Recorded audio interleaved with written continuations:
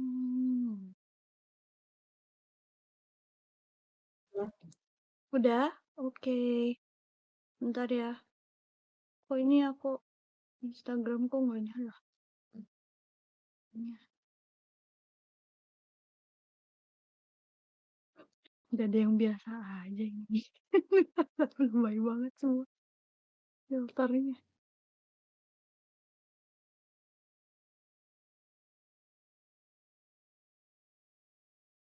Oke, ya biasa. Oke, udah ya, udah bisa dimulai ya. Oke, aku mulai ya teman-teman semuanya. Pengen bentar, izin mute bentar.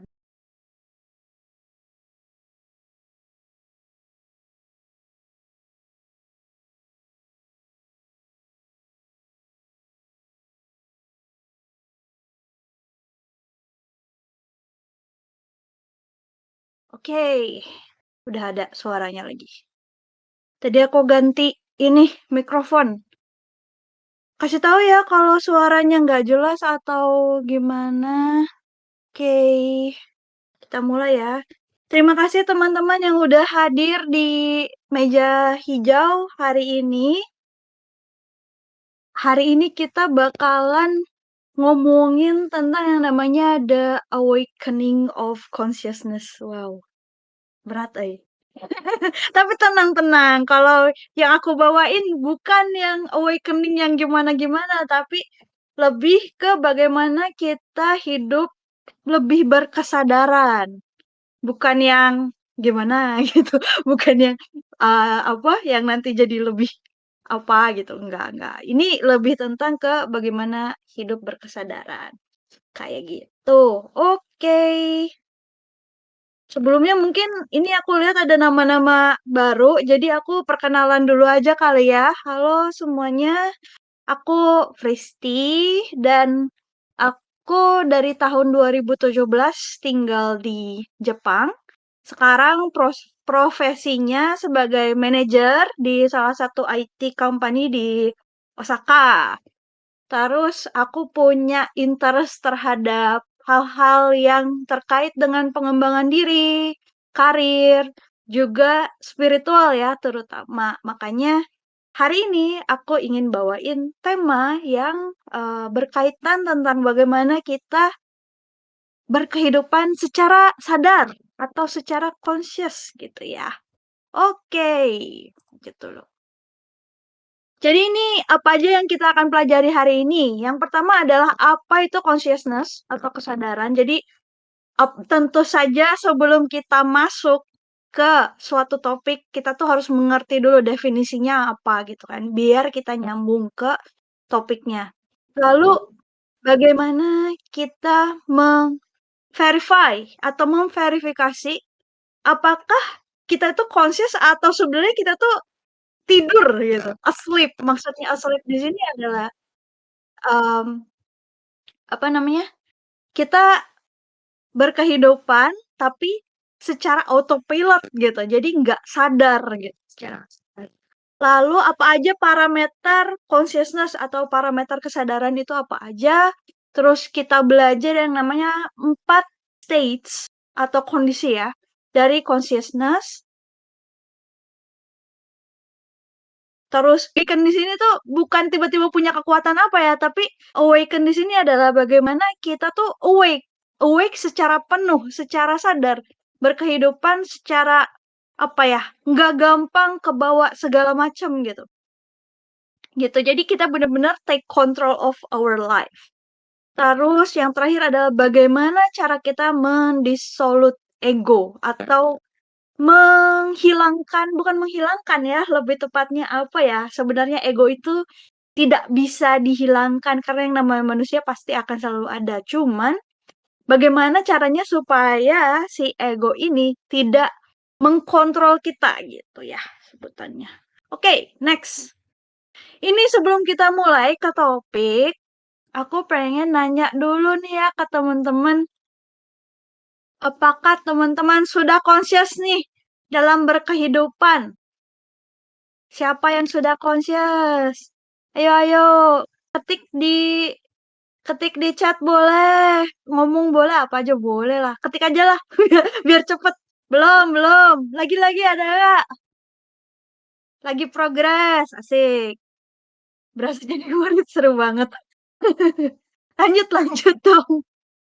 Ayo, ada lagi gak? AFK ya, ya ya nggak apa-apa. Atau ada yang hidupnya masih autopilot gitu. Kok kayaknya hidupnya gitu-gitu aja.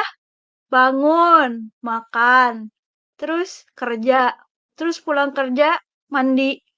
Eh, ya pokoknya gitulah rutinitas. Jadi kayak apa ya?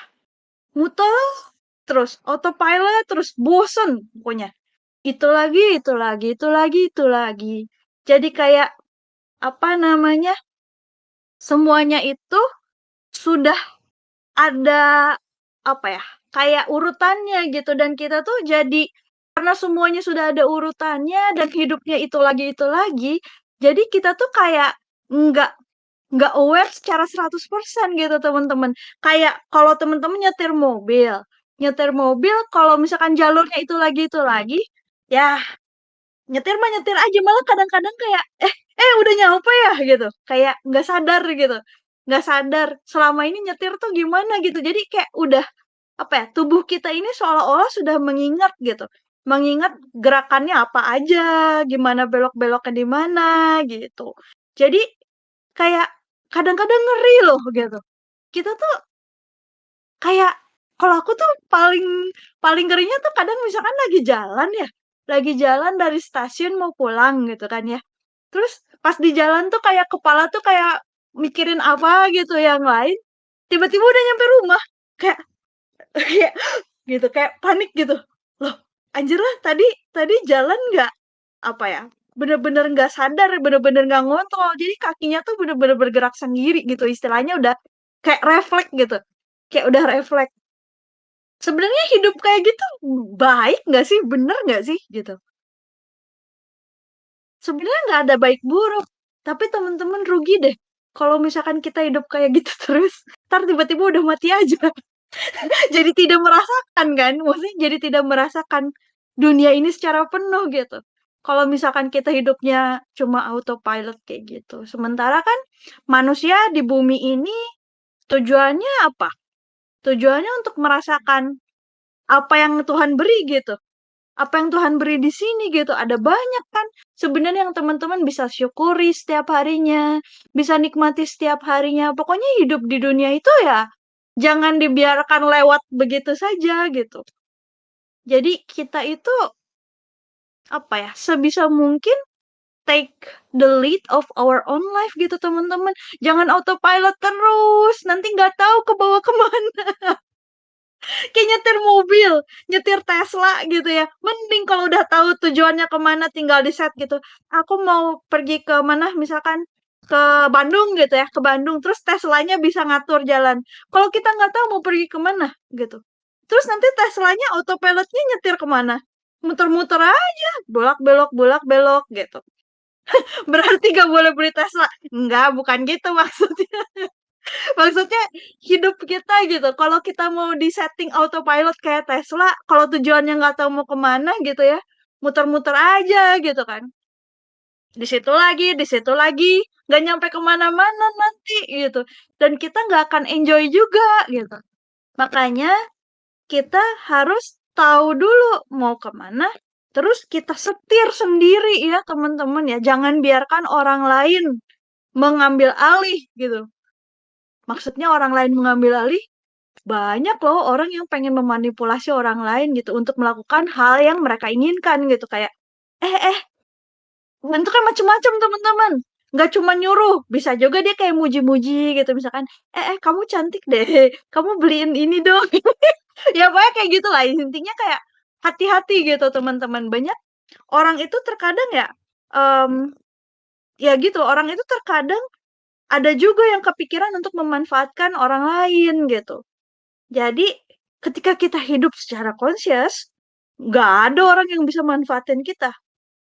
Karena semuanya kita sadar gitu. kita sadar. Kecuali ya kita sendiri yang mengizinkan diri kita untuk dimanfaatkan gitu. Jadi kita tuh harus bener-bener take the control of our own life. Semua decision making kita yang ambil, jangan orang lain. Itu yang nama conscious. Nah, terus ini aku jelaskan secara harfiah dulu ya. Tapi kita nggak akan membahas detail tentang definisi di sini. Cuman aku ingin jelaskan secara harfiahnya aja dulu. Harfiahnya secara definisi, consciousness itu apa sih? Consciousness itu adalah state of being aware. Jadi kondisi di mana kita tuh secara penuh tuh sadar gitu. Sadar akan keadaan sekeliling kita, sadar akan dunia yang ada di sekitar kita gitu. Kita tuh sadar gitu. The state of being aware and responsive. Ya, terus ya karena kita sadar, kita bisa responsif. Tuh. Yuk, nonton sebentar yuk videonya TED Talk tentang consciousness. Ini seru nih, lumayan seru nih. Ntar kasih tahu ya kalau misalkan suaranya nggak ada, aku eh coba dulu ya, bentar aku share dulu. Ding dong dong. Aku mute yang punya aku.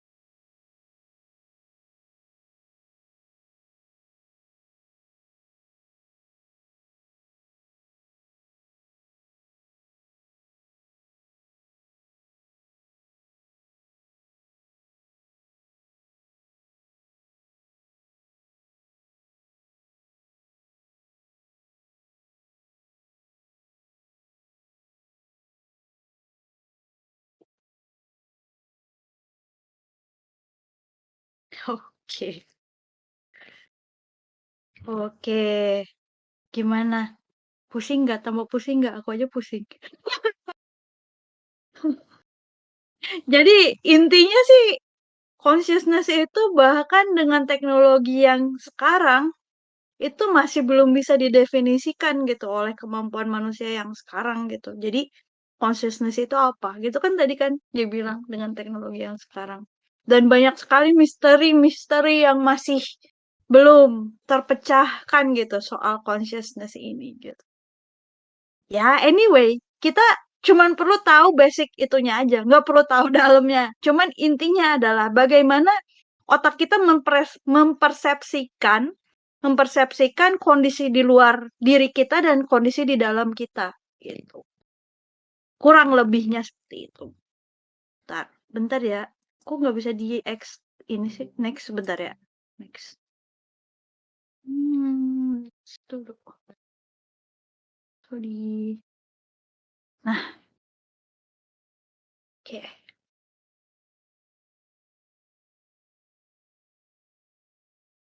Oke. Ya, itu di apa namanya? Nanti aku kasih link TED Talk yang tadi. Sorry TED Talk lagi. Video dari TED yang tadi itu untuk dipikirkan sama teman-teman masing-masing. Karena tidak akan cukup waktunya kalau kita harus fokus ke satu video itu aja. Cuman intinya adalah seperti itu. Nah, lebih gampangnya, consciousness itu terdiri dari apa? Terdiri dari satu, intelligence. Intelligence itu beda ya sama intellectualism. Kalau intelligence itu lebih ke bagaimana kemampuan kita untuk memahami makna hidup, mengerti suasana sekitar atau situasi sekitar kita yang ada di luar kita, kemampuan untuk memecahkan masalah, dan kemampuan untuk memecahkan masalah. Jadi bagaimana ability to comprehend ya, ability to comprehend the situation gitu.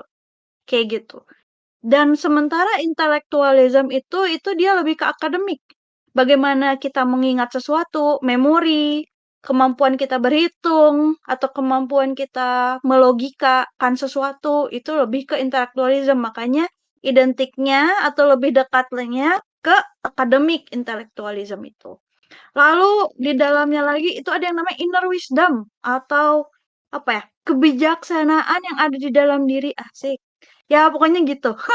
Jadi diri kita itu sebenarnya punya wisdom masing-masing karena ketika kita bisa memaknai hidup ya, memaknai semua pelajaran hidup yang kita dapat itu akan menjadi wisdom atau menjadi kebijaksanaan dan kebijaksanaan tersebut akan tersimpan di dalam diri kita gitu. Lalu selanjutnya ada mind. Mind itu lebih ke apa ya? Kayak kemarin aku kan pernah bahas ya tentang di study on the mind. Itu adalah kayak bagaimana kondisi inner apa ya? Kondisi inner self lagi apa ya sebutannya? Bagaimana kondisi internal ya di dalam diri kita, pikiran kita, perasaan kita, ya pokoknya segala macam yang terjadi di dalam diri itu mind. Lalu di dalamnya ada pula nih jiwa atau essence. Kalau orang yang nggak punya jiwa atau jiwanya udah nggak ada di dalam tubuhnya ya nggak akan conscious, ya kan? Jadi di dalam consciousness itu ada juga jiwa, essence. Lalu jangan lupa kalau ada jiwa ada pula ego. Ego kan psychological defect yang terjadi akibat apa namanya? Entah itu trauma, entah itu apa namanya? Standar masyarakat, didikan sewaktu kecil, itu bisa membentuk ego gitu. Hati-hati juga. Terus next ya. Next. Nah, di sini ada our consciousness give us the ability to apprehend inner knowledge independently of intellectual reasoning. Jadi more conscious, more intuitive. Gimana ya? Jadi kesadaran kita tuh memberikan kita kemampuan untuk mengerti em, pengetahuan atau ilmu-ilmu yang ada di dalam diri gitu.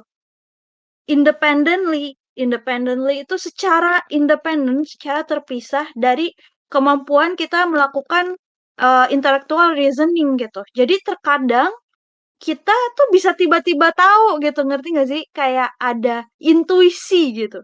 Ada intuisi yang berbicara. Terkadang ya kayak kalau dipikir-pikir, kok gue mau ke sini sih padahal kalau dilogikain nggak masuk akal. Tapi kok gue pengen ngelakuin ini, terus dia lakukan itu, hasilnya malah lebih bagus gitu. Kayak misalnya contoh ya, ada dua pekerjaan gitu ya. Yang satu gajinya gede, terus di perusahaan yang besar, dan pokoknya terjamin lah gitu kan. Kalau secara logika, ini bagus banget. Sementara yang satu lagi, pekerjaan yang satu lagi, dia gajinya nggak sebesar yang tadi, tapi mungkin apa namanya, perusahaannya masih kecil mungkin ya. Perusahaannya masih kecil, masih startup, tapi ada kemungkinan untuk berkembang. Nah, kalau kita logikain, yang mendingan kita kerja di perusahaan yang gede dong dengan gaji yang gede dan pastinya karirnya lebih stabil dan punya prospek kan ke depannya. Tapi kok rasanya intuisi kita atau hati kecil kita tuh bilang, udahlah ambil yang di perusahaan kecil itu aja gitu kan. Sebenarnya kalau kita logikain kadang-kadang kayak nggak masuk akal. Kenapa ya gitu kan? Tapi ketika kita menuruti si kata hati kita, si intuisi kita untuk ngambil yang mereka suruh, misalkan tadi yang kita ngambil yang gajinya lebih kecil tapi apa namanya, mungkin bisa berkembang ke depannya. Mungkin siapa tahu kita akan lebih bahagia di situ. Mungkin siapa tahu kita akan lebih belajar banyak di situ gitu daripada kita kerja di yang perusahaan yang besar tadi dengan gaji yang besar juga gitu. Jadi teman-teman tuh di sini kita, berusaha untuk mendengarkan apa kata hati ya, lebih, apa ya namanya ya, mendengarkan kata hati jangan kata orang. Jangan kata orang gitu. Jadi yang didengerin tuh harusnya kata hati teman-teman, jangan kata orang yang didengerin. Karena orang lain itu nggak semuanya pengen tulus pengen kamu jadi lebih baik. Ada pula yang mereka itu ngasih tahu kamu karena ya mereka nggak tahu hal yang lebih baik dari itu gitu. Karena kemampuan apa pengetahuannya terbatas mungkin. Atau ada pula yang punya niatan lain mungkin cuman pengen sekedar apa ya sekedar so tahu aja gitu atau sekedar pengen pengen ngomong aja gitu. Jadi di apa ya, yang perlu didengarkan itu adalah intuisi atau kata hati gitu. Dan semakin kita conscious, semakin kita berkesadaran, semakin hidup kita nggak autopilot gitu ya, kita akan semakin intuitif, semakin gampang mendengarkan kata hati, semakin kedengeran dengan jelas kata hatinya gitu. Semakin kita sadar ya. Next, sleep of the consciousness. Wah, ini mah kelihatan nih kayak orang-orang di sini main HP semua ya, yang digambar sini. Jadi, sleep of the consciousness is the familiar life that we all live. Physical habit, unhappiness, thoughts, fear of the future, regrets, the hoping for something in the future that will make it all worthwhile, the constant distraction. Jadi, apa ya, kita itu teman-teman ya, kalau hidupnya nggak sadar, kita itu masuk di state ini gitu. Tidur. Bangun kok, buktinya aku sekarang ngelihat Kakak lagi ngejelasin ngejelasin di sini. Enggak kok, aku lagi nonton. Ya, Kak. Jadi, benarkah kamu ada di sini sekarang atau jangan-jangan kamu sebenarnya lagi nonton sesi sharing ini tapi lagi Instagraman gitu? Atau lagi balasin chat dari ini si doi? Iya gitu. Jadi gimana ya? Teman-teman ya, kita itu ketika hidup ya, benar-benar harus at the moment, jangan apa ya, jangan terlalu memikirkan masa depan atau memikirkan masa lalu terus-menerus atau ya udah nggak nikmatin hidup scrolling IG aja dari pagi sampai malam gitu. Kayak apa ya? Itu sangat sayang sekali gitu momen-momen yang terlewat kayak gitu. Nah, ini nih banyak yang ngetik sambil check out Tokped. Wah, sibuk ya ini orang-orang. Lagi nggak aware, nggak fokus. Sambil scroll TikTok. Cukup ke Fristi jangan ditampar terus. Iya, terkadang perlu perlu ditampar supaya sadar. Supaya supaya, "Oh iya ya, gue kok kayak gini ya, gue kok melewatkan banyak sekali momen-momen dalam hidup gue ya," atau enggak kayak, "Aduh, ya ampun sayang banget," gitu, kayak selama ini banyak hal yang terjadi tapi nggak nggak diresapi gitu, nggak dinikmati hal-hal tersebut gitu, lewat gitu aja gitu kan, sayang ya kalau kayak gitu. Tuh, lanjut. Ini buat temen-temen yang pernah ikut kelas aku yang transformation impression, ini aku udah pernah kasih ya si slide-nya yang bagian unconscious human itu sama dengan intellectual animal.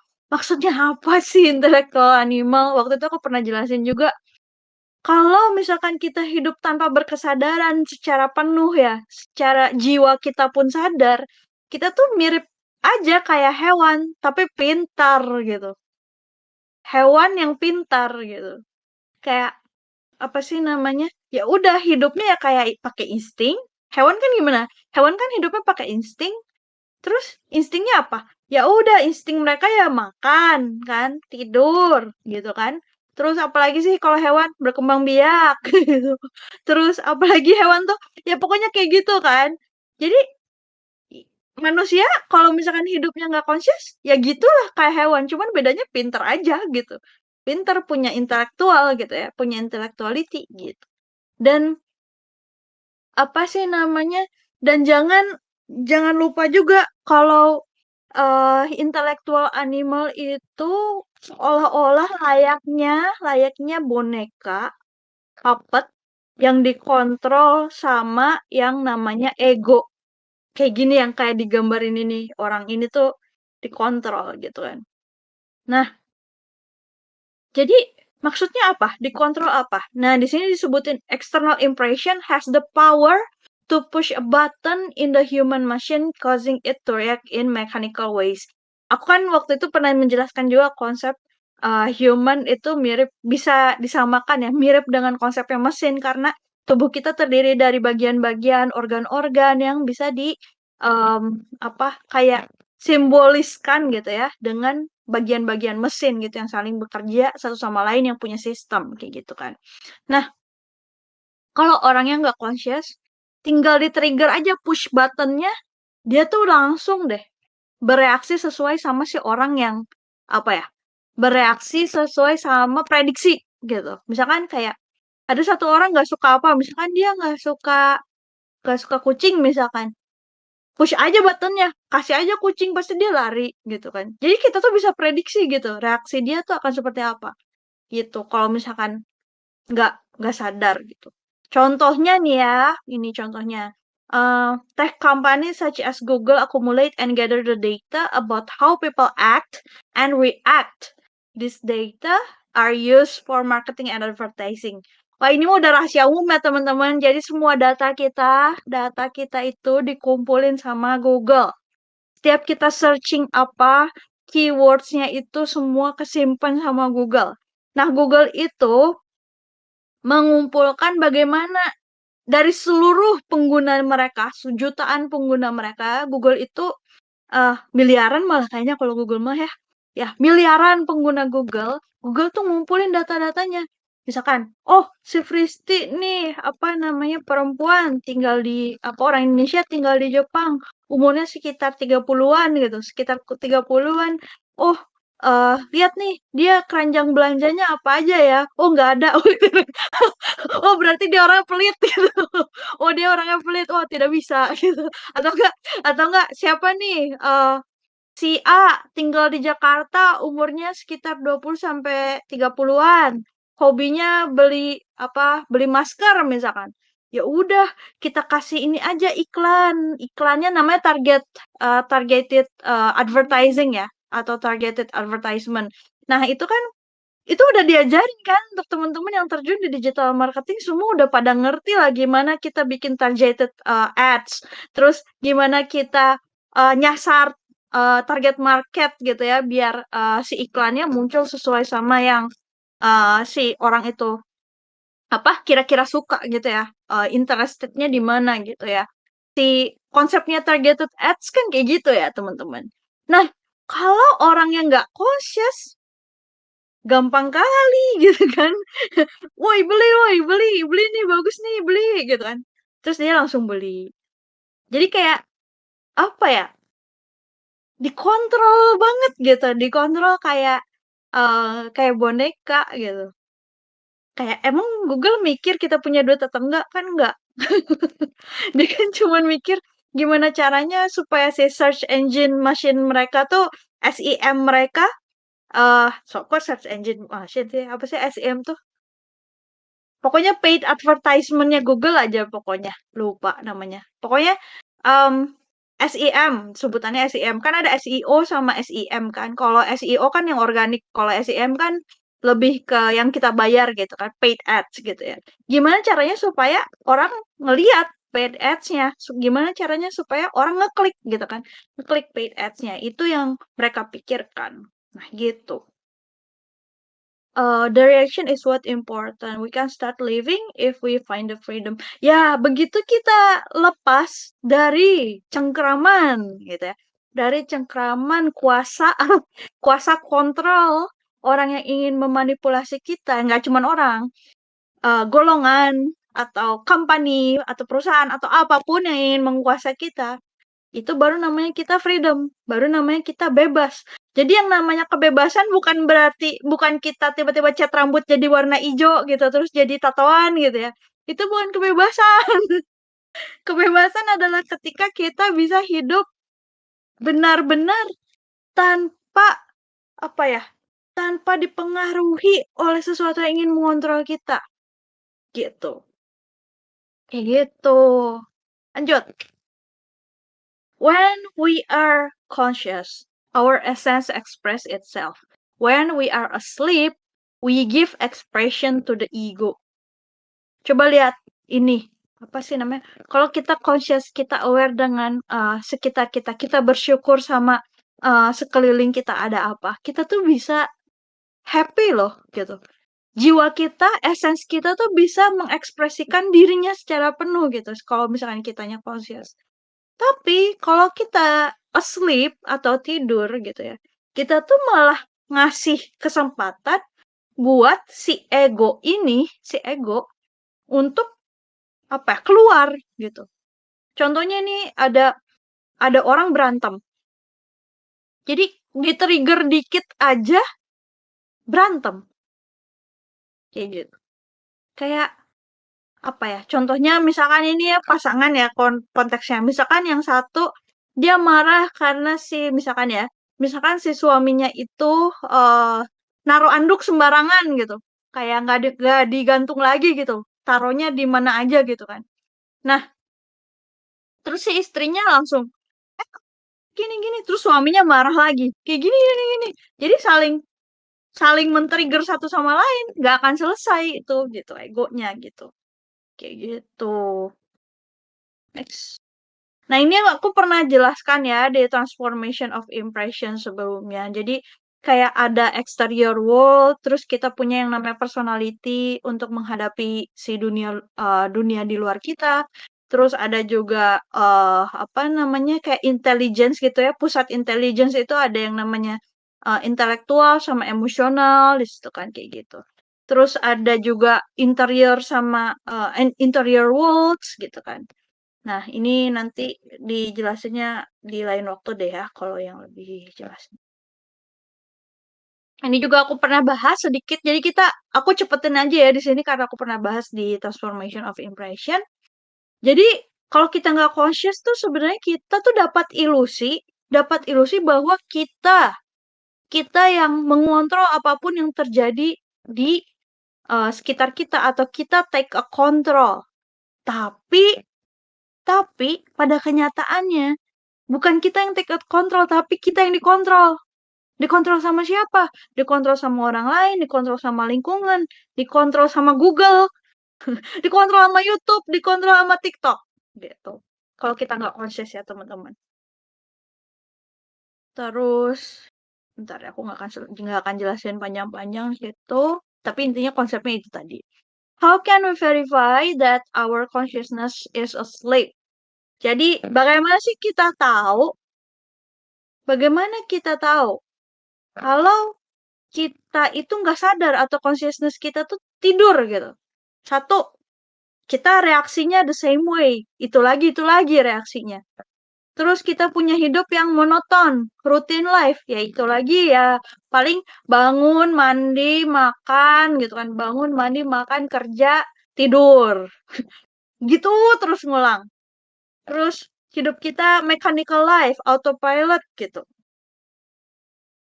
Terus easy to be trigger. Oh, dikit-dikit marah, dikit-dikit baper, dikit-dikit ngambek, dikit-dikit apa?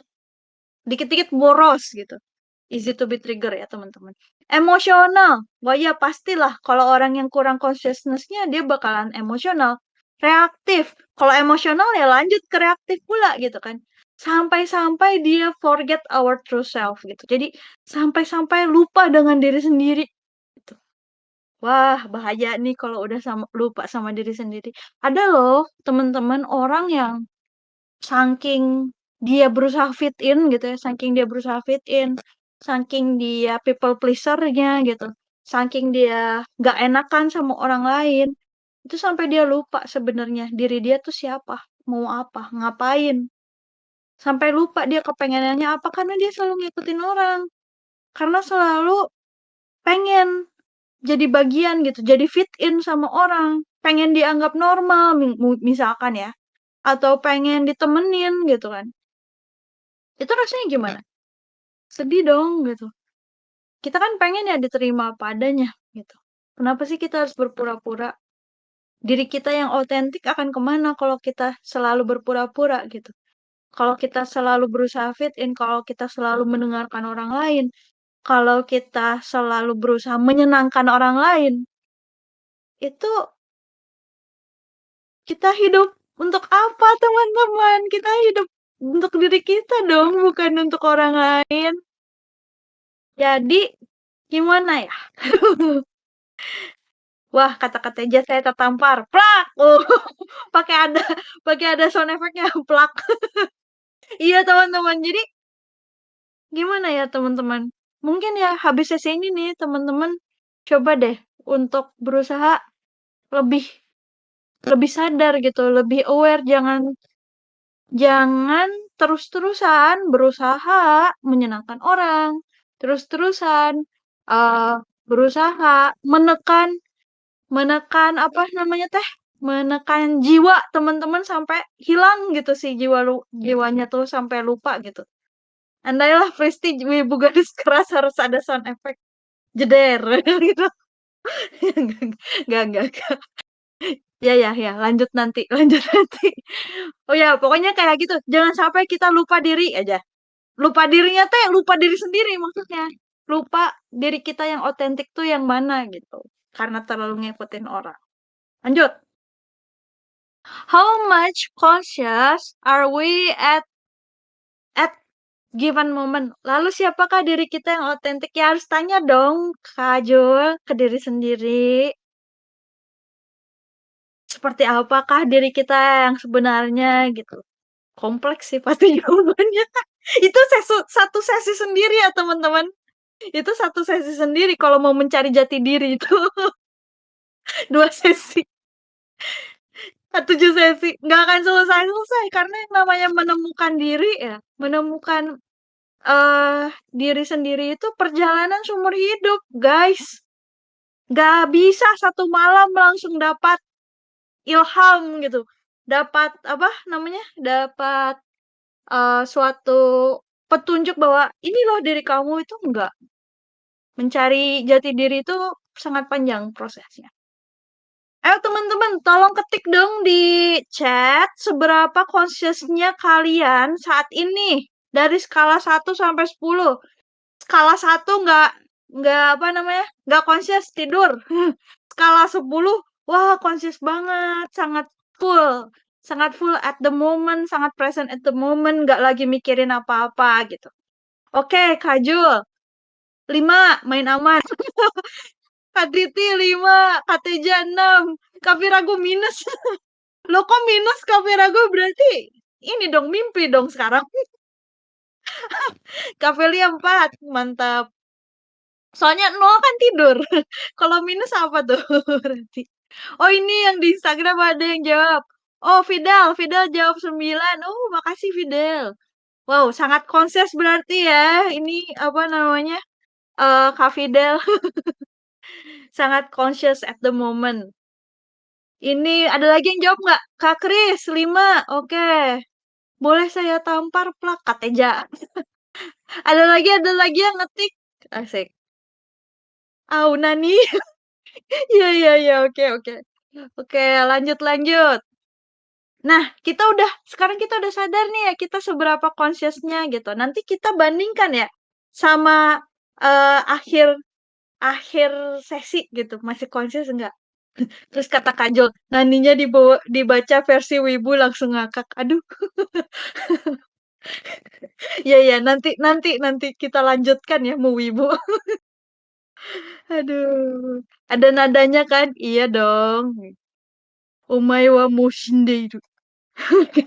Enggak, lanjut, lanjut, lanjut. Oke, next, next, next. Aduh, saya kalau dipancing nggak bisa berhenti, Mbak Ibu.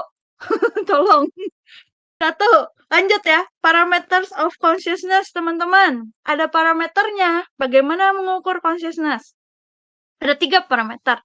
Satu, time, waktu. Seberapa lama kita remain conscious, gitu. Jadi seberapa lama kita bener-bener at the moment, kepalanya atau pikirannya nggak mikirin lain-lain, nggak mikirin hari ini makan apa, nggak mikirin besok gajian atau nggak mikirin apa namanya, anak udah dikasih makan belum, nggak mikirin apa-apa. Pokoknya kayak bener-bener full at the moment, seberapa lamanya. Terus 2, frekuensi. Frekuensi, how many times have we awaken our consciousness? Dalam satu hari, berapa kali nih teman-teman sadar gitu? Berapa kali nih teman-teman conscious? Itu kayak gitu. Terus extent and penetration. What sorry ini aku kurang nulis ya. What uh, were we conscious of? Gitu. Jadi kayak apa yang kita consciousin gitu, apa yang kita sadari gitu selama kita lagi conscious ini. Misalkan ya kayak, oh sekarang aku lagi di kamar dengan dindingnya warna putih gitu. Nanti aku ajarin ya cara grounding yang waktu itu kayaknya pernah dibahas sama Karisput juga ya. Cuma nanti aku ajarin lagi. Ada dinding warna putih, terus ada komputer, ada HP, terus ada gelas warna biru. Jadi kita tuh aware sama sekeliling kita dengan bener-bener apa ya, teliti gitu. Aware banget gitu sama sekeliling kita. Lanjut ya. Ini ada gambar di sini aku kasih. Aduh, yang di Instagram nggak lihat, tapi nanti aku share ya ininya. Nah, ada gambar di sini. Itu kita tuh bisa mengukur kayak gini dari morning, dari pagi dibikin line, dibikin garis dari misalkan bangun tidur, siang hari, tengah hari sampai ke malam hari ya. Garis sumbu X.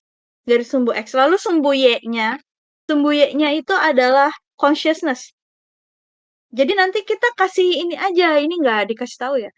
Dikasih skala yang tadi, teman-teman, yang skala 1 sampai 10, terus berapa lama.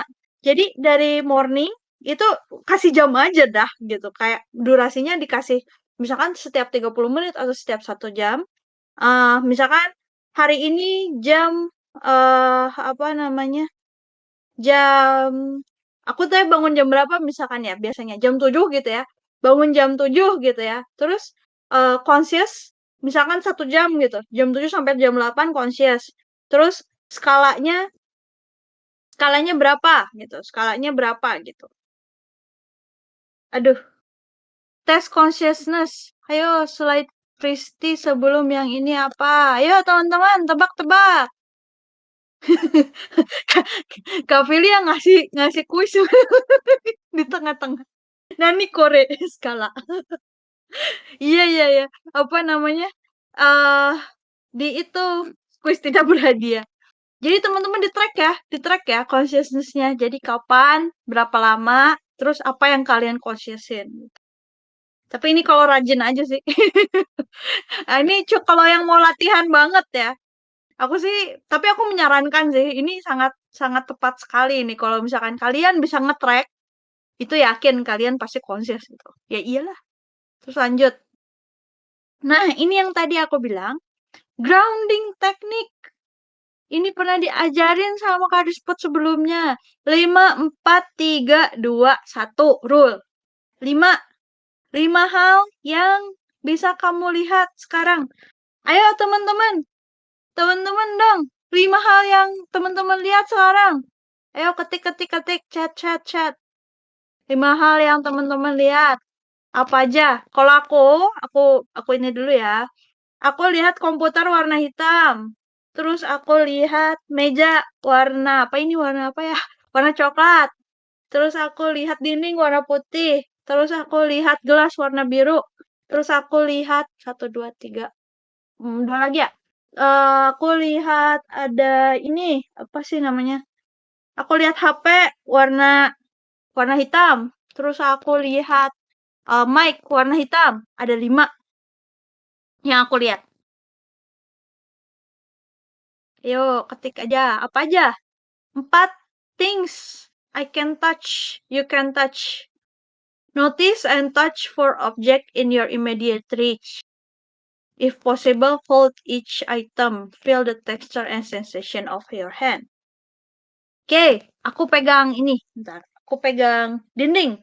Pegang dinding. Aku pegang remote AC. Pegang remote AC.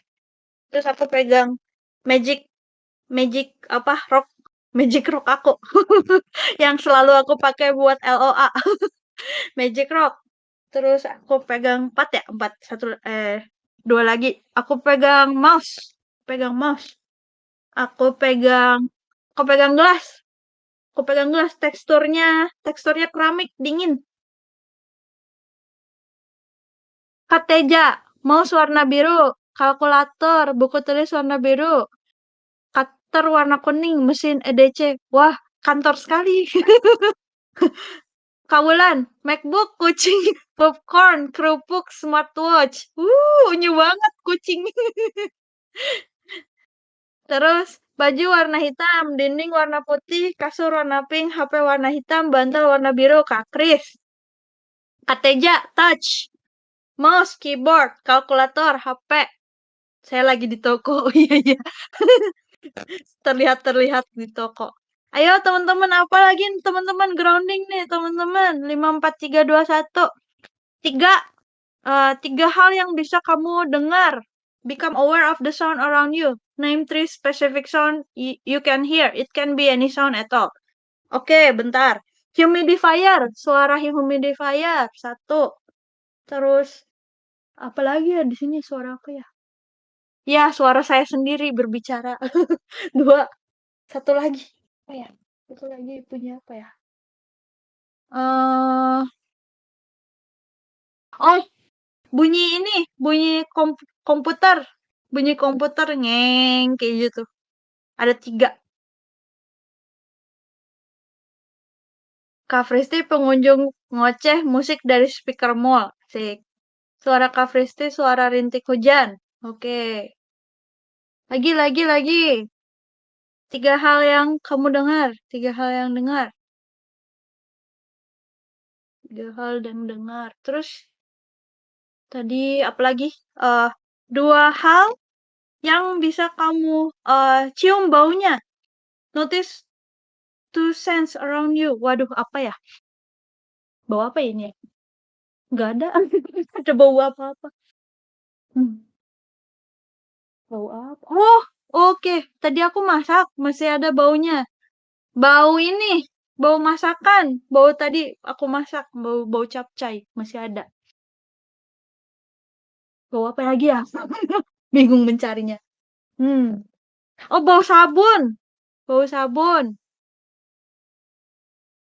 Bau sabun tadi habis mandi. Ada lagi nggak baunya? 2 aja nih. 2 udah cukup. Oh, ini suara kerupuk dikunyah. Oh iya dong. Bau balsam. Bau lem, bau kopi, myself, wangi. Oke, lanjut teman-teman. Think you can taste. Become aware of one taste. If you have something you can eat, take a bite. Taste of flavor. If not, get creative. It could be lingering flavor in your mouth from lunch, a piece of gum, or even imagine Aku minum teh dulu deh kalau kayak gitu. Rasa oolong cha, rasa teh oolong. Ya gitu rasa teh oolong. Satu udah. Ada nggak nih teman-teman rasanya? Kateja manis. Oh, karena habis minum kopi ya. Ada lagi nggak teman-teman rasa apa nih yang kerasa? Pahit, oke. Rasa kerupuk. Kriuk-kriuk pakai saus kacang gado-gado. Kok baulan bikin aku pengen kerupuk sih. Terus langsung jadi ini terbayang-bayang kerupuk. Terbayang-bayang kerupuk. Aduh, di Jepang nggak ada kerupuk. Terus langsung jadi sedih. Oh ya nih. Beuh, mantap real. Kafirago pahit. Habis minum obat. Ya, gak apa-apa. Supaya cepat cepat sembuh. Ya, pokoknya gitu ya teman-teman. Grounding. Grounding. 5, 4, 3, 2, 1. Pakai panca indera. Terus 4 states atau 4 states, sorry, 4 states of consciousness. 4 level consciousness. Satu. Ini dari ini Yunani ya, istilah Yunani ya dipakainya. Satu adalah eikasia. Eikasia itu sleep, tidur. Pistis yang kedua. Pistis adalah wakefulness atau bangun tapi belum conscious. 3, dianoia, self-consciousness. Jadi orang ini udah mulai conscious akan dirinya gitu. Dan yang paling tinggi adalah nous, objective consciousness. Oke, lanjut ya. Ekasia itu tidur ya, sleep atau unconscious. Ekasia is the most mechanical and unconscious state of the psyche. It relates to when we lay down at night and are asleep, completely unconscious to the world. And in the dream world, not knowing where we are or what we are doing. Jadi benar-benar tidur, teman-teman. Tidur lelap ya. Kadang-kadang bahkan mimpinya nggak inget gitu kalau yang dalam kondisi seperti ini. Kan ada pula orang yang dia bahkan ketika bermimpi pun sadar gitu. Makanya dia bisa lucid dream gitu kan. Itu ada pula orang yang kayak gitu. Kayak film Inception itu ada loh. Itu ada loh orang yang bisa kayak gitu. Emang bener dan nggak cuma sedikit, banyak gitu yang bisa tetap conscious di dalam mimpi gitu. Terus apa lagi ya? Ya pokoknya ikasia itu adalah ketika kita tidur. Terus yang kedua adalah Pistis wakefulness. Ini yang tadi autopilot tadi ya. Awake tapi nggak conscious.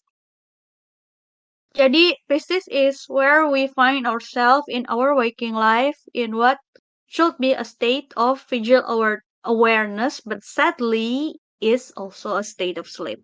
Jadi kelihatannya aja teman-teman bangun, tapi sebenarnya ini juga kategorinya tidur karena hidupnya autopilot. Seperti tadi, nih kayak mbak-mbak ini kerja, dia kayak diputar aja apa namanya si mesin yang di belakangnya. Terus dia pasti bergeraknya sesuai sama itu lagi gitu, udah ada patternnya gitu. Nih terus ada sign you are living life on autopilot. Ini tanda-tandanya ya. Kamu you are always into the next thing and never embrace the present moment. Selalu mikir, habis ini apa ya? Habis ini apa ya? Gitu. Nggak embracing sekarang gimana gitu. Nggak embrace keadaan yang sekarang. Selalu mikir nanti gimana ya? Nanti gimana ya? Habis ini apa ya? Gitu. Every day feel the same. Feels the same. Tiap hari sama. Itu lagi, itu lagi. You feel unmotivated to make change in your life. Gak ada motivasi karena ya udah males tadi hidupnya udah kayak gitu aja gitu. Your routine is predictable. Rutinitasnya predictable karena itu lagi kan. You often forget the details of your day. Lupa, hari ini ngapain ya? Tadi aku makan apa ya? Gitu. Tadi sarapan makan apa ya? Kayak udah nggak inget apa-apa. You scroll social media for hours a day. Scrolling social media berjam-jam, guys. Setiap hari. You often complete tasks without thinking about them. Cuman ngerjain aja, tapi udah nggak mikir karena semuanya udah autopilot. You say yes without thinking of your own needs. Ini yang tadi yang terlalu people pleaser ya. selalu iyain apa kata orang gitu, selalu iyain permintaan orang tanpa mikirin sebenarnya kebutuhan kita apa, sebenarnya kita tuh pengen nggak ngelakuin ini gitu. Itu hidupnya ya autopilot. Next adalah dianoia atau self-consciousness. Self-consciousness ini itu state of raising and changing our level of consciousness with self-remembering, an awareness of our internal state and the outer event which we find ourselves. Nah, dianoia ini itu satu level di atas yang wakefulness tadi. Jadi, dia udah mulai sadar sama yang ada di dalam diri dia gitu. Udah mulai ingat dirinya siapa, aware sama keadaan di dalam dirinya seperti apa, kayak gitu. Itu ketika kondisinya sudah di dianoia gitu kan. Jadi kita ketemu sama menemukan gitu ya, apa yang ada di dalam diri kita itu layaknya kita bercermin gitu, kenal gitu kita sama diri kita. Lanjutnya ya. Lanjutnya ini udah level Buddha. Nous sebutannya, objective consciousness. Nous is objective or awakened consciousness.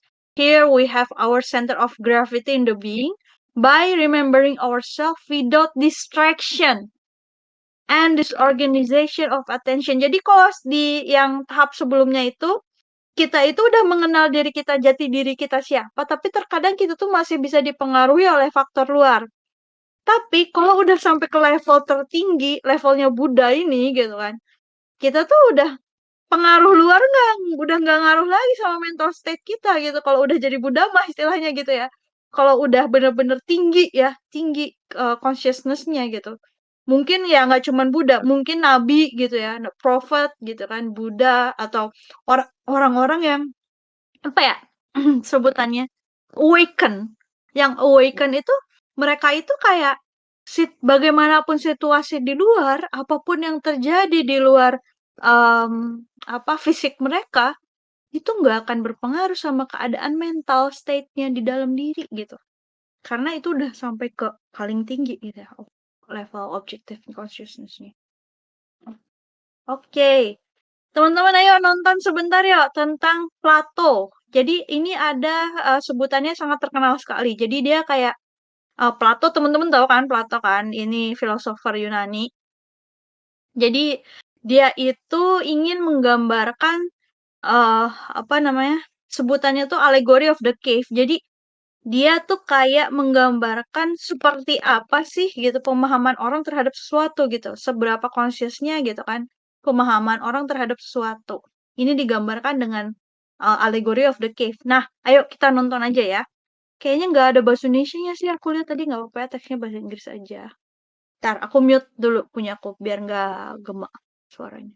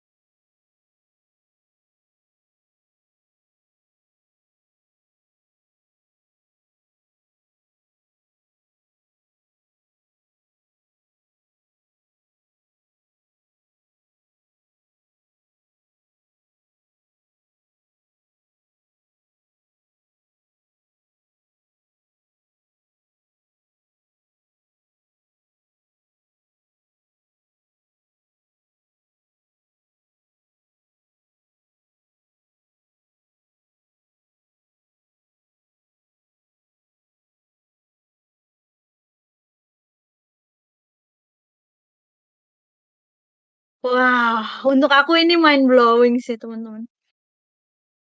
Jadi, kalian mau milih mana?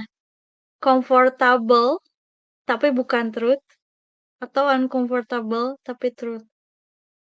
Tadi kalau yang aku tangkep ya dari ceritanya Plato tadi itu memang apa ya? Kita itu terkadang jadi comfortable ya sama sesuatu yang udah kita dapatkan terlalu lama gitu. Kayak contohnya si prisoner tadi yang memang seumur hidupnya hanya melihat bayangan, nggak pernah ngelihat barang aslinya gitu. Begitu ada satu orang yang ngelihat keluar, ngelihat dunia nyata, melihat matahari, melihat benda-benda, terus dia berusaha ngasih tahu temennya kalau shadow itu nggak nyata loh, ini loh yang benerannya gitu. Terus ternyata temen-temennya yang di dalam gua itu malah tidak menerima kebenaran itu gitu. Dikiranya dia yang jadi aneh kan tadi dibilangnya gitu. Jadi mengada-ngada gitu kan. Ini nusuk gak sih? Kayak apa? Menusukkan tadi pertanyaannya bukan pertanyaan, statement yang dibilanginnya tadi, apakah kamu berani gitu ya keluar dari comfortable apa sih kayak habit ini gitu, mencari mencari kebenaran yang sejati gitu. Dan bahkan ketika misalkan kamu sudah mendapatkan kebenaran yang sejati pun ada kemungkinan kalau mungkin orang-orang terdekat kamu seperti teman atau keluarga mungkin nggak akan percaya gitu, nggak akan percaya sama apa yang kamu dapat misalkan, gitu kan tadi yang dibilangnya gitu kan. Nah itu rasanya awaken, itulah mungkin ya orang-orang yang sudah awaken seperti Buddha gitu kan, kayak seperti Nabi, seperti Buddha, dia pasti akan dijauhi sama sebagian besar golongan masyarakat. Kenapa? Karena membawa suatu konsep yang terlalu berat gitu, yang di luar comfort zone-nya mereka. Dan masyarakat itu terkadang terlalu ignoran dan terlalu stubborn gitu untuk menerima suatu kebenaran gitu loh. Jadi, ya salah satu resiko ya ketika kita awaken atau ketika kita conscious, kita mungkin akan menjadi seperti prisoner yang melihat yang keluar dari gua itu, yang keluar dari gua melihat dunia secara langsung, secara benar gitu, tanpa ada dibuat-buat, tanpa dikontrol gitu ya, tanpa dikontrol. Tadi kan si prisoner yang di dalam gua melihat apa? Melihat shadow, melihat bayangan yang dibuat oleh orang-orang yang ada di belakang mereka kan. Mungkin aja bayangan itu dibikin gitu. Mungkin aja bayangan itu dikontrol, bukan bukan kenyataannya seperti itu gitu kan. Mungkin aja gitu kan. Nah, ketika kita awaken, ketika kita conscious, kita mungkin akan melihat yang sebenarnya gitu. Dunia yang sebenarnya secara objektif tanpa dikontrol orang. Tapi ada resikonya.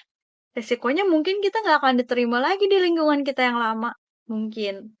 Karena mereka terlalu stubborn untuk menerima kebenaran misalkan. Kayak gitu. Jadi ya begitulah. Ada kalanya kita mungkin memang harus keluar dari comfort zone ya. Kayak untuk orang yang people pleaser misalkan ya. Kan pasti nggak enak ya untuk berhenti menjadi people pleaser gitu kan. Nanti pasti orang-orang yang biasanya manfaatin kalian tuh langsung, ih kok kamu jadi kayak gini sih sekarang jadi sombong misalkan. Jadi ngata-ngatain misalkan kayak, ih kok jadi nggak mau sih gitu. Kok jadi nggak ini lagi sih kayak gitu kan. Mempertanyakan atau apa gitu kan. Tapi ya memang itu resikonya teman-teman. Kalau kita nggak pengen dikontrol sama orang lain, kita harus berani awaken. Kita harus berani mengontrol diri kita sendiri, jangan membiarkan orang lain yang mengontrol kita. Gitu. Jadi kuncinya adalah berani. Hehe. Lalu gimana sih caranya gitu untuk sadar atau untuk awake? Ada dua. Satu, self observation. Wah, ini melihat ke dalam diri ya. Observing, mengawasi, observation of the self. Terus yang kedua adalah dissolution of ego. Menghilangkan ego. Bukan menghilangkan, tidak membiarkan ego mengontrol kita. Dissolution of ego. Oke, lanjut. Lanjut. Self observation itu kita harus ingat terus diri kita dari moment to moment gitu, dari setiap saat gitu ya. Jadi, caranya gimana? Ada kuncinya 3, subject, object, location. Subject, who am I? Saya siapa? Wah, ini pertanyaan sulit sebenarnya. Ya tapi ya nggak apa-apa, ditanyain aja gitu, karena mungkin jawaban kalian akan berbeda-beda di setiap saat. Lalu objek, what am I doing? Jadi kalian harus sadar kalian lagi ngapain gitu kan. Location, where am I? Di mana gitu. Lagi di mana? Oh, lagi di rumah gitu. Oh, lagi di kamar. Oh, lagi di mana gitu. Soal ya, subject, object, location. Yuk. Nah, self-observation require that we separate ourselves from what we think feel sense. We become observer. Jadi kita tuh jadi observer teman-teman. Jadi kita lepasin ya attachment kita terhadap apa yang kita rasakan itu di di apa ya? Dihilangkan dulu attachmentnya. Jadi kita benar-benar secara netral mengobservasi apa yang terjadi di dalam diri kita gitu loh. Jadi observasi kayak lagi penelitian gitu. Oh, yang ada di dalam diri Fristi hari ini kayak gini-gini. Nah, ini katanya mirip banget sama konsepnya agama Buddha ya, yang mindfulness itu ya, being aware of our psychological state. Terus, as we begin to observe ourselves, we will start to see that we have a thought in the intellectual center. Ini nanti aku jelasin apa ya intellectual center segala macam. Aku pernah bahas di transformation of impression, tapi nanti aku sekilas aja jelasin tentang intellectual, emotional, sensation sama motor instinctive sexual center gitu-gitu ya. Habis ini. Itu ada feeling, terus ada movement, itu harus disadar kitanya, harus observe ya, observe. Terus at first, we simply see that we have an opinion, a belief, a feeling, sensation, etc. Later, we can see how opinion, belief, feeling, or sensation lead us to certain activities and behavior. Jadi kita mengobservasi bagaimana uh, opini, perasaan, atau hal-hal lain itu bisa ngelit kita menuju suatu tindakan gitu ya, suatu tindakan atau decision making. Dan begitu kita ngerti koneksi ini gitu, akan lebih easy gitu, akan lebih mudah kita ngontrol diri teman-teman. Kan kita pengennya itu ya, mengontrol diri sendiri. Kita kan nggak pengen dikontrol orang, maunya mengontrol diri sendiri gitu. Ini tadi sekilas aja tentang yang namanya intelektual, motor, emosional, instinktual, sama seksual. Ini lokasi-lokasinya ada di mana? Intelektual ada di kepala.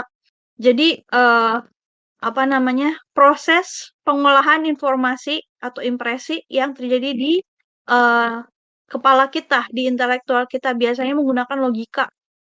Terus ada motor di sini, di belakang tulang tulang leher ya. Apa sih ini sebutannya? Ya itulah di belakang leher sini ya sebutannya.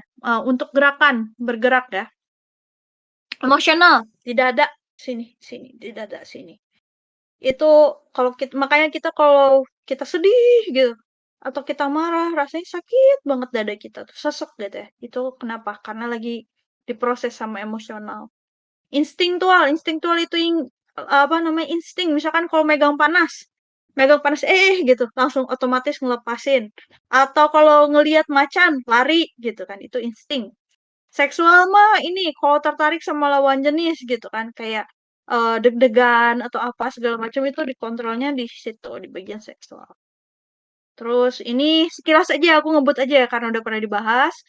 Intellectual center ini tempatnya di otak, fungsinya untuk mengelaborasi konsep dan untuk reasoning yang lain-lain.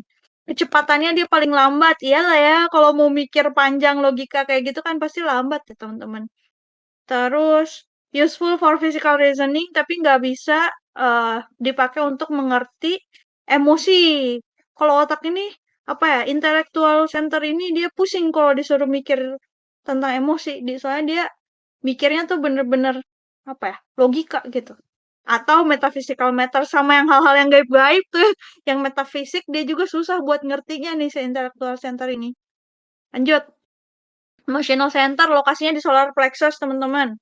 Terus fungsinya untuk mengolah emosi gitu kan. Ada sadness, love, euphoria dan lain-lain. Kecepatannya cepat, ya kan?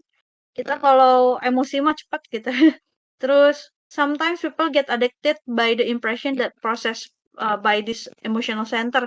Contohnya overeating, non-stop scrolling to social media. Jadi orang itu kebanyakan nih gampang nih kena sama adiksi nih. Kalau yang kebanyakan nih pakai emotional center, dia biasanya gampang kena yang namanya overeating, boros belanja gitu ya, atau enggak addiction to social media atau game gitu-gitu ya.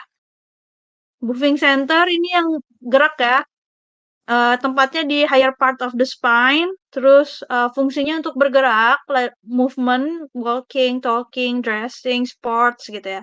Kecepatannya cepat, terus dia bisa bikin habit teman-teman. Yang kayak kalau nyetir mobil, tiba-tiba nggak nyadar udah di mana. Nah, itu dikontrol sama moving center. Atau jalan kaki kan kita kalau jalan kan udah nggak mikir lagi ya. Kakinya dilangkahin ke depan gitu, kaki kanan ke depan, kaki kiri ke depan, nggak gitu kan. Karena itu udah jadi habit. Jod, instinktif ini yang tadi ya.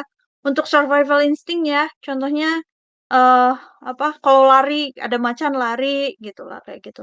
Dan dia juga fungsinya ngontrol semua organ gitu ya. eh Kecepatannya fast. Five senses belong to the instinctive center. Ya, kalau kita dapat sensasi, misalkan panas segala macam itu diolahnya di bagian insting dulu. Iyalah, makanya tadi aku bilang kalau tangan kita megang panas langsung dilepas karena itu insting. Sexual center sini yang tadi ya paling cepat, waduh gitu kan. Fungsinya reproduksi dan kesehatan ya. Dan makanya tadi kalau melihat lawan jenis langsung yang enggak yang apa yang menurut kita menarik kita tuh langsung tertarik itu tuh diolahnya si sexual center ini gitu. Nah, 4 5 center tadi bisa dikategorikan sebagai tiga brains ya. Yang pertama gut brains itu insting dan intuition, terus head itu untuk logika dan intelek, heart heart itu emotion atau emosi ya, dan mimpi gitu kan. Oke, lanjut. Dissolution of ego, ini kita udah mau selesai dikit lagi. Jadi pertama adalah being aware of the ego, label them, accept them as part of you. Do not let them take the control of you. Oke. Contohnya kayak Inside Out, teman-teman kayak film di Inside Out. Anggap aja ego itu kayak yang kecil-kecil yang ngontrol diri kita gitu. Ada namanya masing-masing kan kalau di Inside Out kan ada yang namanya sadness, ada yang namanya joy gitu-gitu kan. Pokoknya tapi ini kita namainnya sama sesuai nama egonya. Misalkan contohnya marah, si marah ya, anger gitu ya. Ego name anger. Terus tanya gitu. What makes me angry gitu. Apa yang bikin saya marah ya? Gitu. Kok tiba-tiba si anger pengen ambil alih gitu? Apa yang bikin saya marah? Why am I am angry? Kenapa aku marah ya? Harusnya am I ya. Kebalik ya. Kenapa saya marah? Why should am angry? Kenapa saya harus marah? Maybe we got angry because we got hurt.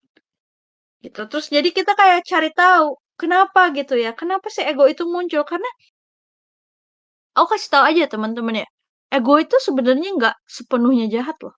Dia tuh muncul untuk melindungi diri kita gitu. Mungkin mungkin aja orang ini itu pernah ada kejadian di masa lalunya gitu misalnya ya, misalkan dia dibully gitu. Dia dibully terus pada akhirnya dia jadi marah gitu. Karena teringat kembali dulu pernah dibully gitu. Karena pada dasarnya ego ini adalah suatu bentuk insting diri kita untuk melindungi diri kita, untuk survive gitu. Makanya dia marah gitu. Karena kalau dia nggak marah, dia mikirnya bakal jadi bulan-bulanan gitu kan. Ada juga ego yang misalkan contoh lain ego apa ya? Serakah. Ini coba perlu dikulik juga nih, kenapa dia bisa serakah nih si ego ini gitu. Jangan-jangan dulu dia hidupnya kekurangan terus, serba kekurangan, terus ketakutan. Kalau misalkan nggak serakah, dia bakalan kehabisan gitu. Jadi dia ambil semua gitu. Jadi ego ini tuh sebenarnya nggak jahat-jahat amat. Mereka tuh berusaha melindungi kita, cuman memang kadang caranya nggak baik gitu. Itu perlu dicari tahu juga. Lanjut, lanjut. Oh, habis. Oh, habis ya. Oke, oke. Oke, habis nih teman-teman. Yang mau ada pertanyaan boleh buka mic atau ketik di chat. Aku izin minum dulu ya, mute dulu ya bentar.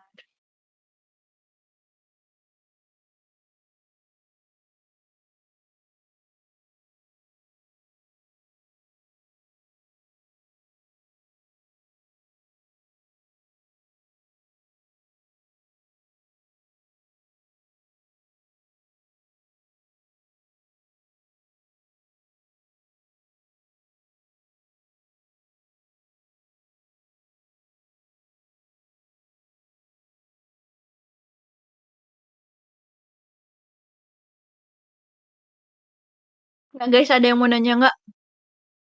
Aku sambil minum. Ini nanti materinya dibagikan ya, Fristi, Iya. supaya kita bisa recap lagi sambil nonton IGS-nya Fristi gitu. Hmm, Makasih ya, siap. super Yoi. banget sih ini. Iya, makasih banyak. Ada yang mau nanya nggak? Aku tidak ada pertanyaan sih, tapi mungkin teman-teman di sini ada yang ingin bertanya terkait dengan mungkin udah terlalu autopilot nih hari-hariku kok kayak zombie aja ya, bangun kerja tidur, bangun kerja tidur. Mau Apa yang sharing bisa deh di kalau misalkan nggak nanya. Sharing apa gitu, kayak pengalamannya supaya lebih aware gitu, supaya lebih conscious kayak apa. Aku kayaknya nih dari sejak Phil yang nge-share 21 Abundance Meditation itu kayaknya momen di mana aku bisa mengamati hariku dengan lebih seksama gitu. Meskipun rutinitasnya masih sama, tapi ada satu dua hal yang menyenangkan yang bisa aku syukuri dari setiap harinya gitu. Entah itu hal yang kecil seperti ketemu seseorang yang tidak kita duga atau dapat ajakan main dari temen, Mm. manifest yang berhasil meskipun manifestnya tuh kayak yang aku pengen nyampe tempat itu tepat waktu dan bisnya cepet datang gitu. Nah, hal-hal yang kecil-kecil kayak gitu tuh kayak yang wow, kok gini ya rasanya gitu sih. Tapi nggak ngerti itu apakah termasuk proses being conscious. Aku juga Iya, nggak Mbak ngerti Wulan, sih. itu proses proses being conscious ya salah satunya. Ketika kita benar-benar hidup gitu loh, rasanya kan. Maksudnya, kalau aku jujur aja ya eh kayak mungkin ya baru mulai agak-agak ya, agak sadarnya tuh kayak mungkin 1 tahun atau 2 tahun yang lalu gitu, yang udah mulai mikir gitu, banyak mikir dan bukan mikir dalam artian overthinking ya, lebih banyak memaknai ya, berusaha memaknai segala peristiwa yang terjadi sama aku setiap harinya gitu. Terus aku mulai journaling juga gitu kan. Dan aku mulai menyadari ada banyak hal ternyata yang terjadi dalam hidupku gitu. Dan semakin aku sadar, semakin aku merasa malah semakin apa ya, freedom gitu, semakin bebas ya aku di hidupnya dalam artian nggak nggak apa ya, nggak jadi gitu, nggak jadi boneka yang dikontrol orang gitu. Gitu sih yang aku rasa dan semakin aku conscious, tadi juga yang aku jelasin kan, semakin aku bisa mendengar suara suara hatiku gitu, suara intuisiku gitu. Karena aku sadar ya, ketika aku hidup autopilot, boro-boro aku dengerin kata hati. Orang sadar aja enggak, tiba-tiba udah malam aja. Perasaan tadi baru bangun udah malam aja gitu. Ngapain sih aku dari tadi gitu. Kebanyakannya kayak gitu. Tapi setelah aku mulai sedikit sedikit conscious, aku bisa dengar suara hatiku, aku bisa mulai mendengarkan intuisiku dan aku mengerjakan apa yang aku inginkan. Aku merasa hidupku lebih lebih apa ya, lebih konten aja, lebih full gitu, lebih lebih happy gitu rasanya. Aku baca dulu nih ini yang di chat. Kak, aku merasa lebih conscious setelah menjauhi diri dari orang-orang. Nah, ini satu pertanyaan buat teman-teman. Apakah benar ketika kita apa namanya, ketika kita jauh dari orang-orang kita akan lebih conscious? Iya dan tidak sih jawabannya. Jadi gimana ya? Menurut aku ya, ini jawaban pribadi ya. Jawaban pribadi ya. Iya dan tidak. Makanya aku bilang iya dan tidak, Kajol. Belum tentu. Makanya ini jawaban aku pribadi ya, teman-teman. Hmm, Kalau aku memang butuh waktu. Butuh waktu me time untuk merenung ya. Untuk berpikir gitu. Jadi tanpa ada gangguan dari orang gitu istilahnya. Benar-benar mendengarkan kata hatiku. Jadi aku spending satu hari bener-bener ngelamun. Bukan melamun, apa ya sebutannya. Tapi bukan meditasi yang beneran meditasi juga yang sampai napas gimana gitu, enggak juga. Jadi aku bener-bener spending satu hari nggak ngapa-ngapain. Terus aku apa sih namanya kayak cuman mengamati aja apa yang aku ada di dalam pikiran aku gitu. Jadi kayak oh aku lagi galau sama kerjaanku gitu. Oh aku lagi ini gitu. Oh, aku lagi ngerasa kesepian karena aku jauh dari suamiku misal ya. Terus, oh, aku lagi pengen makan ramen. Kayak gitu. Jadi aku bener-bener spending time buat observasi apa yang terjadi di dalam diri aku gitu. Dan setelah itu aku memang merasa jadi lebih sadar gitu sama dinamika yang terjadi di dalam diri gitu. Dan aku tuliskan di jurnal biasanya gitu, di jurnalku gitu. Di hari ini aku mikirin apa, terus mau apa, ngapain, kayak gitu. Nah, apa ya? Tapi memang ya teman-teman, em, kadang memang dibutuhkan loh jauh dari orang gitu, menjauh dari orang. Siapa aja karena emang kadang-kadang kita susah ya membedakan, kita susah membedakan mana suara hati yang benar-benar ada dari dalam diri, mana suara orang lain yang datangnya dari luar. Kadang kita tuh mikir kayak, ah, aku pengen ini gitu. Padahal mah sebenarnya ikut-ikutan gitu teh gitu. Sebenarnya ikut-ikutan aja gitu. Sebenarnya emang nggak pengen-pengen amat gitu. Tapi karena orang lain pada apa pada kayak gitu semua jadi pengen ikut-ikutan gitu. Nah, ikut-ikutan ini sebenarnya suara hati bukan. Bingung kan? Jadi bingung kan kalau misalkan kita selalu ngikutin orang. Jadi ada waktunya sih. Memang ada waktunya untuk menyendiri, untuk merenung, tapi bukan berarti kamu harus jadi hermit ya. Menyendiri terus-terusan seumur hidup ya enggak juga gitu kan. Ya ada waktunya aja, eh, waktu kita merenung, waktu kita berpikir, waktu kita benar-benar mendengarkan kata hati, waktu kita mencari tahu diri kita sedang apa.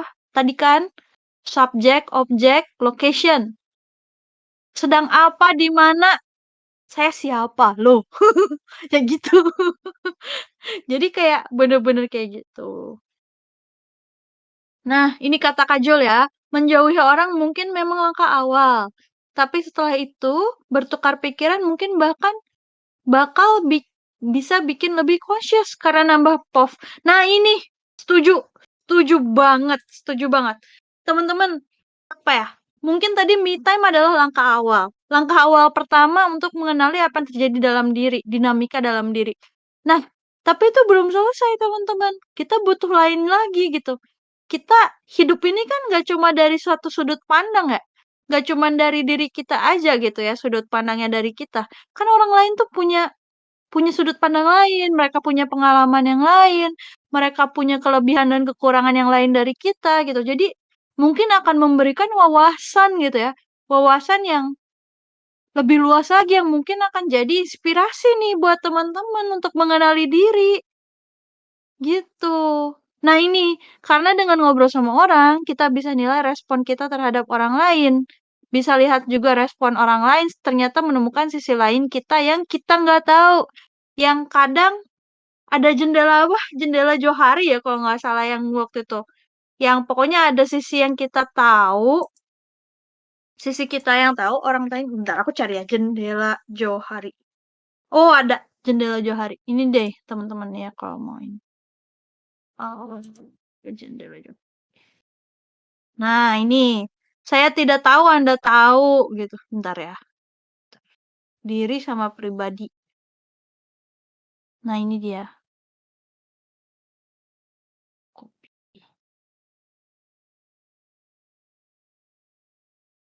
Nih ya, image.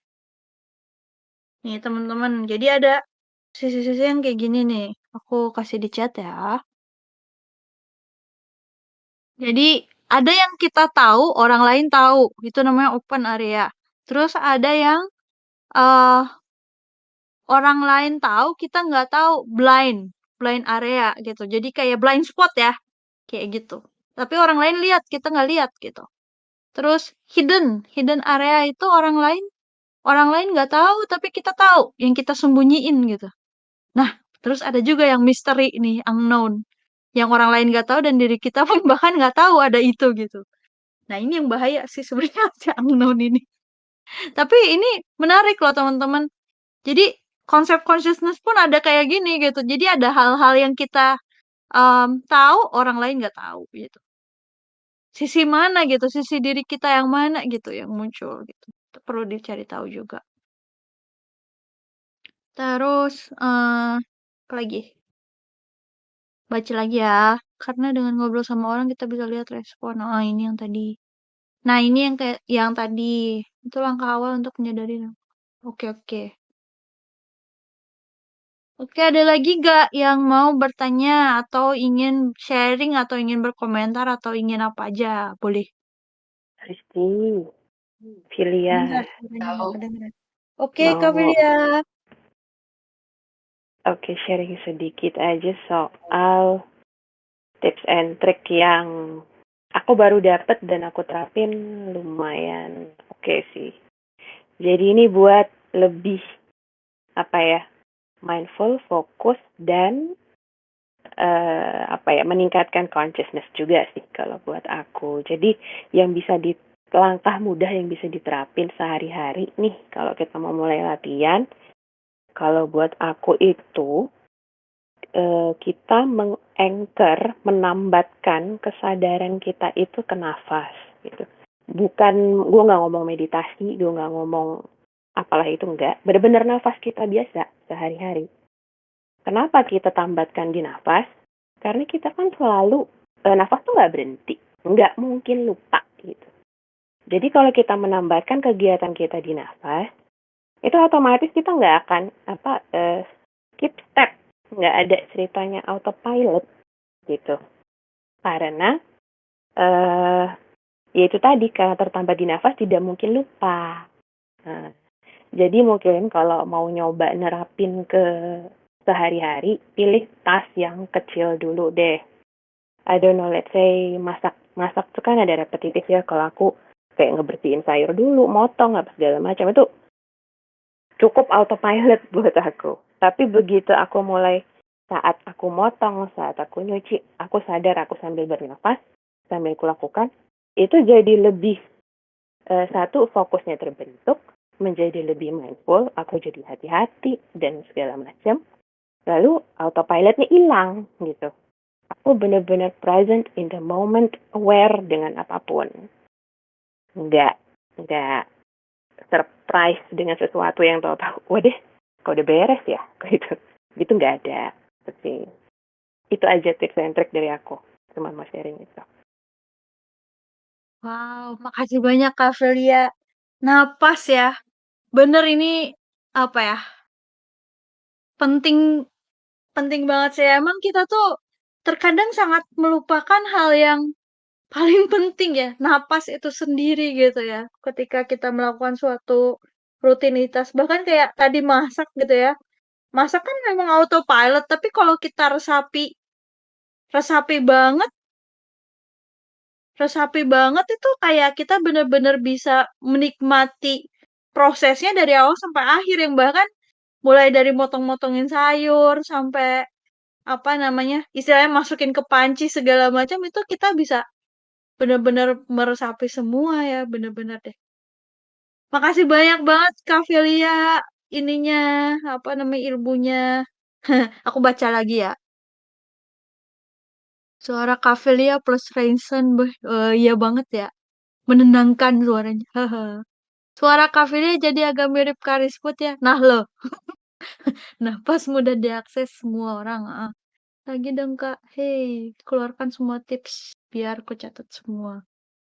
Oke, ada lagi Kak yang mau berbagi tips atau apa? Kak Deboy mau sharing? Boleh, boleh, boleh. Maaf tadi aku nggak lihat. Silakan Kak Deboy. Nampaknya aku nggak bisa unmute. Ya, Udah bisa udah. kah? Oh, oke, Ya, oke, siap. ya. Sebenarnya yang tadi aku mau tanyakan somehow sudah terjawab sama Kak Filia sih. Cuma yang aku juga pernah baca sebuah buku di mana untuk membangun sebuah habit gitu ya. Misalnya kita orangnya yang tipikal benar-benar hidupnya tidak ada aturan gitu, yang bangunnya telat mulu, nggak ada kegiatan yang jelas, yang di akhir hari pun berakhir merasa, aduh kok aku tidak ada progres hari ini gitu ya. Eh, Somehow dia tuh kayak secara nggak langsung bilang autopilot itu kadang-kadang akan lebih mudah untuk membangun habit gitu karena jadinya kita nggak perlu mikir-mikir lagi, oh habis ini ngapain ya, oh habis ini ngapain ya, tapi sudah ada sequence-nya gitu ya, kayak program if ini dan ini else ini gitu kan.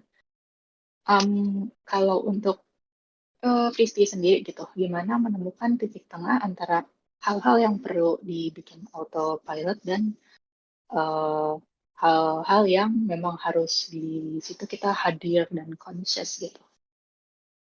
Ya kalau misalnya nyetir mobil nggak sadar tahu-tahu udah nyampe tujuan itu agak bahaya sih karena kita bisa jadi ya namanya nyetir mobil harusnya sadar ada orang jalan, ada halangan apa di lalu lintas, tapi ada beberapa hal yang mungkin memang simpelnya akan lebih simpel kalau autopilot ya. Misalnya bangun tidur, lalu langsung beresin kasur, langsung cuci muka, meditasi gitu misalnya. Nah, untuk Priti sendiri apakah ada titik tengah gitu antara consciousness dengan autopilot? Itu sih. Thank you. Oke. Makasih Kak Deboy. Sebenarnya jawabannya udah dijawab Kak Deboy tadi di pertanyaannya. Hey, Tadi pas Kak Deboy ngasih contoh, itu kan jawabannya.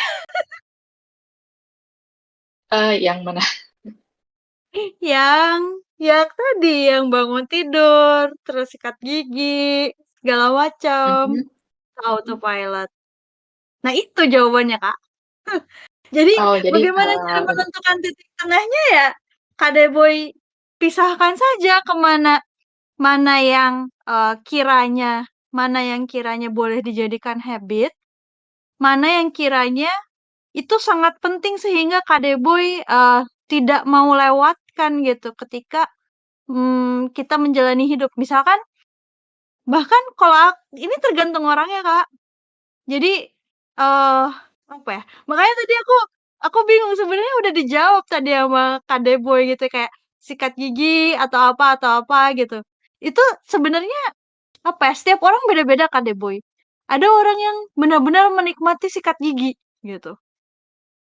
Kayak ada orang yang benar-benar menikmati sikat gigi loh gitu. Kayak suamiku tuh kalau sikat gigi tuh bisa sejam lebih gitu. Karena dia sangat suka sikat gigi. Sikat giginya sambil dibawa nonton nonton TV, terus kayak bener-bener disikatin sampai sampai apa giginya yang paling belakang. Kayak satu-satu, oh geraham udah. Oh yang atas udah bawah belum gitu. Bener-bener dirasakan sampai situ. Itu ada orang yang seperti itu. Nah, bagaimana cara menentukan titik tengahnya? Tadi sebenarnya Kak Deboy udah jawab. Menurut Kak Deboy, hal-hal yang habit yang seperti kayak bangun tidur, sikat gigi, mandi atau apa itu tadi kalau aku dengar ya itu udah apa namanya? udah menjadi sesuatu yang menurut Kak Debo ya nggak apa-apa dijadikan rutinitas gitu. Nah, ya udah Kak, jadi titik tengahnya itu aja. Hal-hal yang bisa dijadikan rutinitas apa aja? Kak Deboy listin misalkan, apa namanya, pengen membangun satu satu habit yang rutin gitu. Misalkan bangun tidur, bangun tidur, meditasi misalkan, bangun tidur, meditasi, sikat gigi gitu, sikat gigi, terus mandi misalkan, mandi sarapan kayak gitu itu nggak apa-apa dibikin habit. Tapi ketika, apa namanya, melakukan hal yang Kak Deboy anggap penting, yang tidak ingin dilewatkan gitu ya, sensasinya gitu misalkan, itu being present aja nggak apa-apa gitu. Gimana ya, aku susah menjelaskannya, tapi kira-kira badan kita tuh bergeraknya tuh udah tahu gitu. Misalkan sikat gigi tangan kita bergerak kan, atas ke bawah. Tapi rasanya rasanya ketika sikat gigi itu dirasain gitu. Oh, rasa odol gitu, rasa rasa pasta giginya gitu, rasa mint gitu. Rasa mint atau apa, itu nggak apa-apa di-savoring gitu. Tapi itu tergantung balik lagi ke Kadeboy. Menurut Kadeboy sikat gigi penting nggak gitu. Jadi sebenarnya eh pertanyaan Kak Deboy ini tadi udah terjawab sama apa ya? Ketika Kak Deboy bertanya, jawabannya tuh udah ada. Jadi batasnya adalah di situ gitu. Batas mana Kak Deboy bisa menganggap suatu kegiatan sebagai sesuatu yang bisa dijadikan habit dan batas mana kegiatan yang pengen Kak Deboy savor atau resapi sedemikian rupa sehingga kayak, Kak Deboy itu lebih pay attention aja gitu sama hidupnya Kak Deboy. Itu sih kalau dari aku. Mungkin ada yang ingin menambahkan atau, memberi tanggapan atau membantu Kak Deboy lagi menjawab?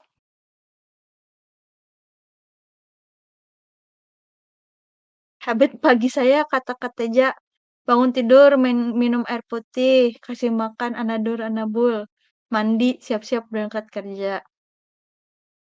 Iya, nggak apa-apa, apa ya, kegiatan kayak gitu jadi habit gitu. Tapi di kadang-kadang kita perlu savor juga gitu. Dibikin aja tadi titik tengahnya tadi yang dibikin. Semua orang beda-beda teman-teman. Gitu. Teja and Putri is typing. Bagaimana Kak Deboy? Sudah puaskah atau masih ini Oh iya, perlu oke udah. dikasih? Aku Ya. sambil baca-baca ya chatnya. Hmm. Ntar. Em, join to the club, tanya sendiri, jawab sendiri. Saya juga member. Aku sering sih. Suka nggak jadi nanya. Menurutku sebisa mungkin walaupun autopilot kita tetap harus menyadari. Gigi aman, giginya disayang banget. Iya, aduh, pusing dah. Aku nggak ngerti apa orang Jepang emang sikat giginya lama gitu ya. Tapi host familyku sikat giginya lama juga sama. Rasanya kerja pun aku autopilot. Iya, bener. Apalagi kalau kerjanya itu-itu aja. Aku juga merasakan, tapi aku sekarang sudah mulai berusaha kayak lebih present aja sih, lebih berusaha, oh aku lagi ngerjain ini ya. Ya walaupun aku nggak menikmati ya kadang-kadang, walaupun aku nggak menikmati, tapi aku berusaha pay attention gitu kayak, oh aku lagi ngerjain ini sekarang gitu. Lanjut, ntar lagi nih. Karena nggak present gitu ya Kak pas sikat gigi sambil nonton. Oh, aku juga baru tahu sama ini makan muscle memory, bandut habit pagi hari. Sikat giginya 45 menit. Kalau suamiku sikat gigi lama banget ya ampun. Mungkin ada kali dia sejam tuh kayak nggak ngerti aku ngapain aja. Emang segitu gitu. Kalau aku sikat gigi cepet gitu suka dikatain malah kayak kamu kamu sikat giginya bersih nggak sih? Tidak percaya dia. Bentar, aku sambil colok headset tuh ntar ya. Pindahin dulu. Beneran, jadi kayak apa ya? Pagi-pagi tuh kayak Lama banget. Terus kayak tiap kali makan sikat gigi. Lah nggak tahu kayak sehari berapa kali gitu sikat gigi mulu. Tadi aku ganti headset.